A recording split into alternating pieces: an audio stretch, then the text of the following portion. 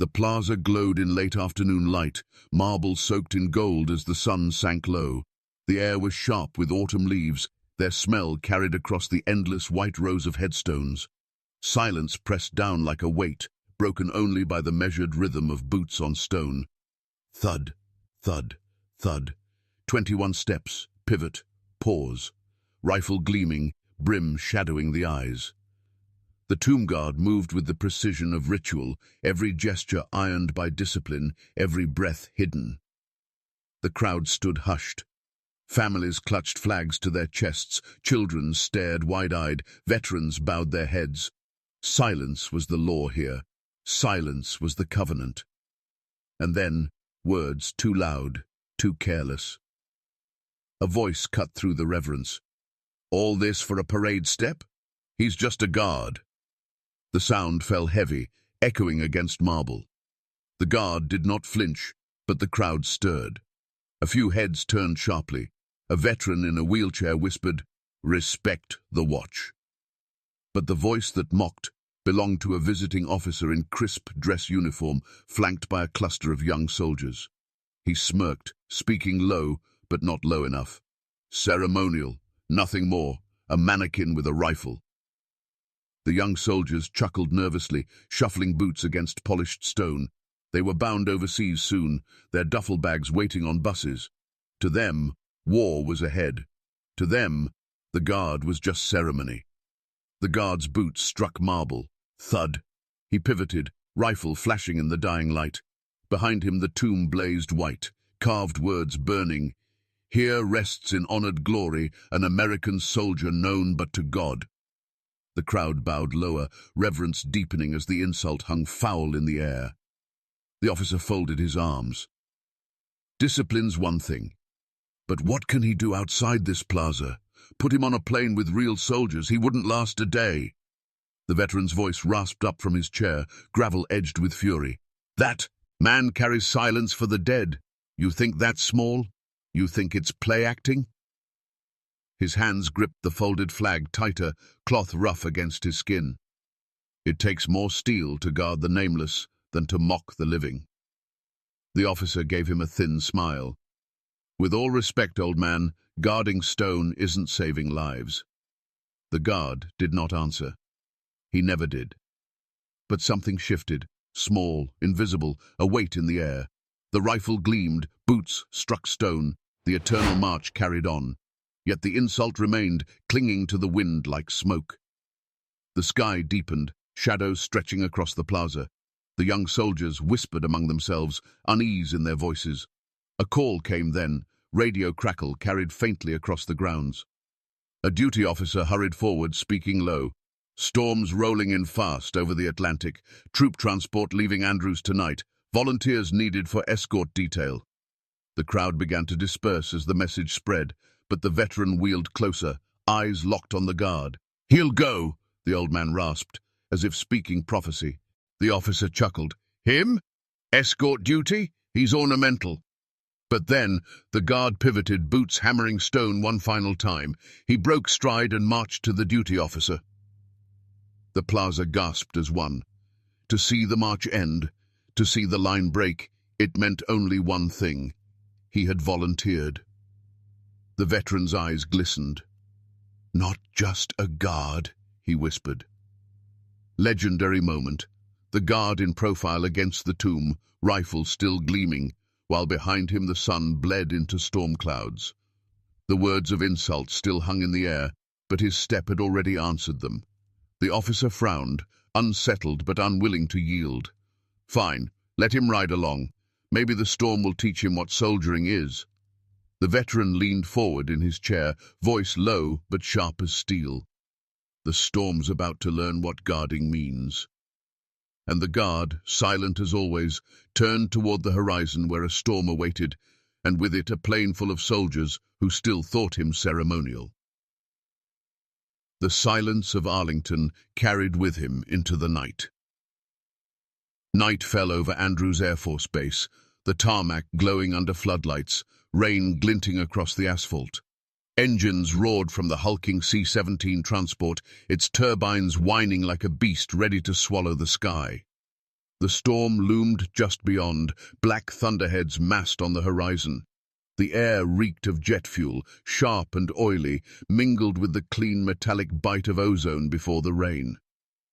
The guard stood at the base of the ramp, rifle slung, brim shadowing his eyes. He did not move, did not blink, the storm flashing behind him like a warning. Soldiers shuffled up the ramp, laughing nervously, their boots clanging against the metal. Their breath fogged in the cool air, mixing with the tang of fuel. One young soldier nudged another, glancing back at the guard. "Does he ever talk? I heard he hasn't said a word in years." His friend smirked. "He's a toy sol. Dire man, polished up for tourists. Doesn't belong on a flight like this." The officer from earlier stood at the side, arms crossed, lips twisted in a half-smile. "Remember what I told you, boys. He's just a guard. All this ceremony doesn't make him a fighter." His voice carried under the engines a deliberate echo meant for the guard to hear. The guard gave no answer. He mounted the ramp with the same measured precision he used at Arlington, each step deliberate, boots striking the steel like a promise. Clang, clang, clang. Rain hissed against the fuselage as he entered the cavernous bay. Inside, the soldiers strapped themselves in, joking louder now to smother the unease of turbulence already rattling the walls. The officer took a seat near the cockpit, watching the guard with narrowed eyes. "Out of place," he muttered, just low enough to sting. The guard stood at the rear of the bay, rifle resting vertical against his shoulder, his body unmoved by the plane's rocking. The scent of sweat and oil filled the cabin, the nylon straps of the harnesses rough against soldiers' gloved hands. Lightning flashed through the small windows, throwing white light across the interior. A sergeant leaned toward his men. "Don't mind him. He's there for morale, nothing more." The words twisted into chuckles, but they did not reach the guard. His silence was a wall, his presence iron. The turbines screamed, and the massive plane lumbered into the storm.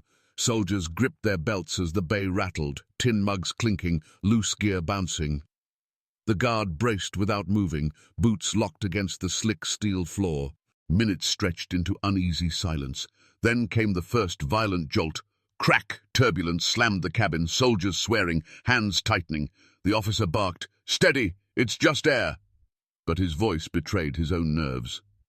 The guard remained motionless, a sentinel at the rear, shadow and rifle and silence. Then, something else. A figure in the dim light moved wrong. A man in crew uniform slipped from the shadows, eyes sharp, hand reaching beneath his jacket. Another followed. Soldiers froze. Lightning flashed, revealing cold steel in their hands, rifles not standard issue. Gasps rose. The sergeant shouted, "They're not ours!" The officer surged to his feet, shock written plain. "Hijackers! On board!" Chaos erupted. Soldiers struggling to unclip harnesses, shouts filling the bay, the storm hammering harder outside. And at the rear, the guard shifted at last. Boots struck steel, rifle lowered to his chest. Lightning split the sky beyond the windows, and for one instant he was framed in white fire, eyes blazing beneath the brim. The soldiers stared in disbelief. The man they called just a guard had already stepped forward into the storm inside the plane.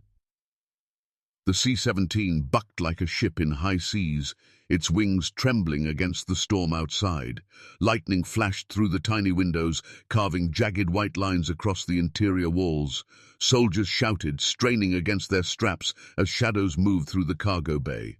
The intruders were no longer hiding. 4 men in false crew uniforms stormed forward, weapons drawn, faces grim under the flickering light. Their voices barked commands. "Stay down! Nobody move!" One raised his rifle toward the cockpit door. "Pilot's ours now." Fear rolled through the bay like a contagion. Young soldiers, barely 20, froze in place.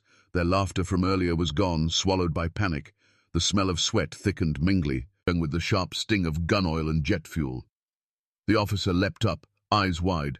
"What is this? You?" His words died as a rifle butt slammed into his chest, knocking him back into his seat. His breath hitched, the sound pathetic in the roaring storm. The sergeant shouted, "Unstrap! Fight back!" But the hijackers moved fast, muzzles sweeping the room, their dominance clear. And then, at the rear of the bay, the sound of boots on steel. Clang, clang, steady, deliberate. Every head turned. The guard stepped forward, rifle lifted across his chest. Rainwater still streamed from his uniform, but his stance was iron. Lightning burned across the windows behind him, painting his silhouette in white fire. The lead hijacker snarled, "Sit down, soldier. This isn't your show." The guard did not stop. His boots struck the metal floor with the same cadence that had echoed across marble for years. 21 steps had become combat steps. Silence had become a weapon. One hijacker laughed nervously. "What's he gonna do? March us to death?" The guard raised his voice for the first time since they left the ground, raw, commanding. "You will not take them!" The words landed like artillery. Soldiers gasped, their fear cracking into awe. The officer blinked, shock carving into his arrogant face. The hijackers aimed rifles. "One more step and you die." The guard advanced anyway, boots hammered steel. Clang, clang, clang. A young private whispered, voice trembling, "He's not stopping." The sergeant's lips curled in a grim smile. "Now you'll see what guarding means." The lead hijacker shouted, panic slipping into his tone, "Take him down!" Chaos erupted, rifles snapping upward, the guard surging forward with sudden precision. His rifle swung, not to fire, but as steel in motion. The butt cracked into the nearest hijacker's chest, slamming him against the bulkhead. Another raised his weapon, but the guard pivoted, bayonet flashing in lightning, knocking the barrel aside. Muzzle flash exploded, deafening in the confined space. Bang! The round sparked off steel, inches from terrified soldiers. Shouts drowned in thunder. The plane shuddered, engines whining under strain. The air was a furnace of sweat, ozone and cordite. The guard moved through it like he had trained for this very storm. Every step measured, every strike precise. Soldiers scrambled to unstrap themselves, their eyes fixed on the man they had once dismissed. The officer, clutching his chest, whispered in disbelief, "He's fighting for them." Legendary moment. The guard framed in a flash of lightning through the fuselage window, rifle raised, bayonet gleaming, hijackers recoiling under his advance, the young soldiers behind him wide-eyed, seeing at last the truth. The hijackers regrouped, fury twisting their faces. One screamed, "Take the cockpit, now!" They surged forward. The guard planted his boots, rifle angled across his chest like a wall. His voice thundered again, unshakable, "Over my body!" And for the first time, the young soldiers who once doubted him shouted as one, "With him!" The cargo bay erupted into a battle for survival, steel against steel, fists against rifles, the plane rattling as the storm outside roared. The plane shuddered, thunder roll, ing across its wings, but inside the storm was fiercer. The cargo bay became a battlefield. Muzzles flared, fists crashed against steel, boots slipped on the slick floor as the guard met the intruders head-on. One hijacker swung a rifle like a club. The guard caught it with his gloved hand, twisting the weapon sideways until metal shrieked against metal. His own rifle slammed forward, the butt driving into the man's chest, folding him against a seatbelt rail. "Move!" the sergeant shouted, finally free of his harness. Soldiers spilled into the aisle, clumsy but desperate. Fear lingered in their faces, but something had changed. They weren't looking at the hijackers anymore. Their eyes stayed on the guard, drawing strength from his silence, his precision. Lightning strobed through the windows. In those flashes, the guard looked like a statue come alive, face carved in stone, bayonet glinting like judgment. Each strike was exact, each motion controlled. A hijacker lunged low with a knife. The guard pivoted, steel scraping his glove as he deflected the blade, twisting the attacker's wrist until bone cracked. Snap! The man howled, dropped the knife, and crumpled to the deck. The officer watched in stunned silence, rainwater still dripping from his hair. The words he had mocked earlier, just a guard, burned on his tongue like ash. Another hijacker leveled his weapon toward the cluster of unarmed soldiers. The guard moved without hesitation. He stepped into the line of fire, rifle swinging. Crack! The butt struck the man's jaw, sending him sprawling. The shot went wide, sparking harmless against the bulkhead. The young private gasped, clutching at his harness. He shielded us. The sergeant growled. Statues don't bleed, soldiers do.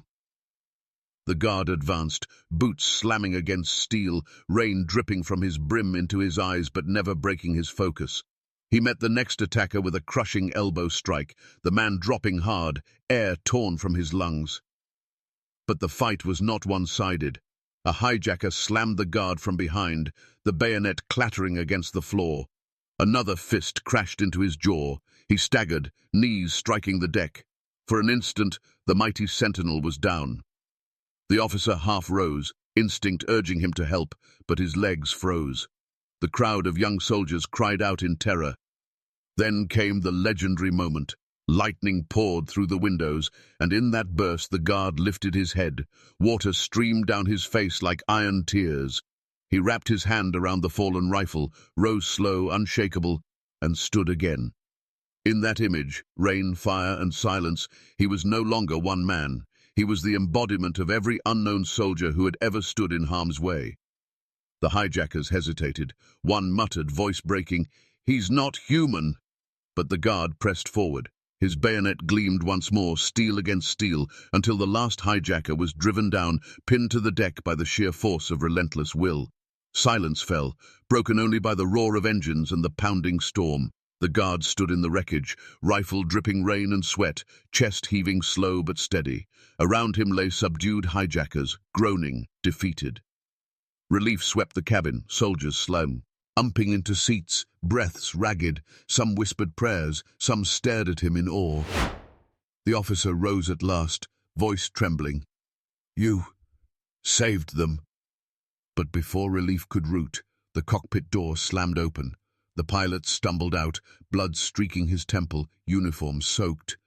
"Systems failing," he rasped. "They hit us in the struggle. If we can't steady her, we're going down." The cabin froze. Soldiers' faces drained of color. The plane groaned under the strain, wings juddering in the storm. The guard looked forward, rifle steady at his chest. His silence said everything. The battle wasn't finished. The storm began to thin as dawn bled across the horizon, but inside the plane, fear had only thickened. Warning alarms shrieked in the cockpit, red lights pulsing against metal walls. The pilot clutched his temple, blood dripping into his eye, his voice weak. "Stabilizers failing. I can't hold her steady." The officer rushed forward, panic plain in his face. "We're losing altitude. What do we do?" The young soldiers clung to their seats, wide-eyed, knuckles white against their belts. They had faced hijackers, but the thought of tumbling from the sky left their courage brittle. The bay reeked of sweat, fuel, and the sharp tang of ozone still lingering from the storm. And then came the boots. Thud, thud, thud. Measured, unshaken. The guard stepped forward, rifle still at his chest, uniform soaked and torn, but his presence iron. He moved through the cabin with the same cadence he carried on the plaza, 21 steps of certainty, carried now into chaos. The pilot slumped against the seat. "We're too heavy. Controls sluggish." The guard bent, steady hands lifting him with surprising gentleness. He guided the man back toward the soldiers, placing him in their care. Then he turned, silent, into the cockpit. The officer followed, shouting above the alarms, "You can't fly this bird. You're just a guard." The guard adjusted his gloves, eyes scanning the instruments. His voice came low, deep, cutting through the noise like steel. "I was a soldier long before I was a guard." He grasped the yoke, muscles taut, boots braced against the deck. The plane bucked, but his grip did not falter. His silence became command. "Hold steady." The officer froze, then repeated louder, "Hold steady." Soldiers scrambled to secure the wounded, to lash down gear, to brace themselves. Outside, the sky split. The storm peeled away to reveal the first blaze of sunrise, blood-red, fierce, crowning the horizon. The crippled plane screamed as it descended, metal shuddering, engines coughing smoke. The guard's jaw set, veins straining in his neck as he wrestled with the yoke. His arms shook, but he did not yield. Sweat and rain mixed on his brow, eyes locked on the runway lights far below.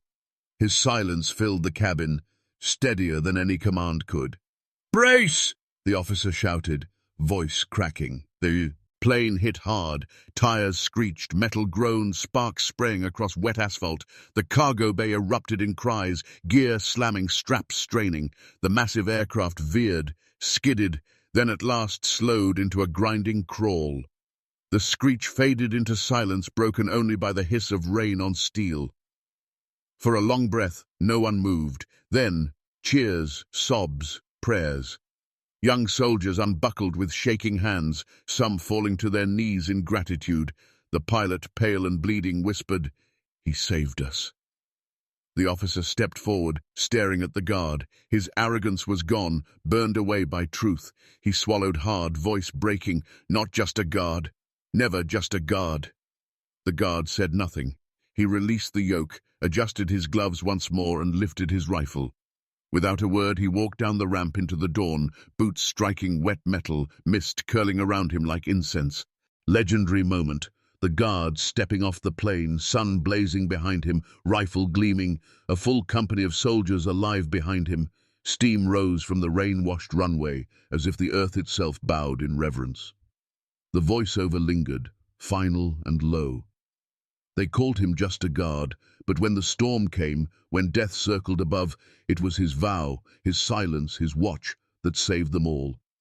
Statues don't bleed. Soldiers do. And sometimes one man's duty can carry an entire plane of lives back to dawn. The guard marched on. The silence followed. If this story moved you, remember this. There is no such thing as just a guard. Behind every silent step and every watchful eye is a soldier who once carried the fight and who still carries the weight of the fallen.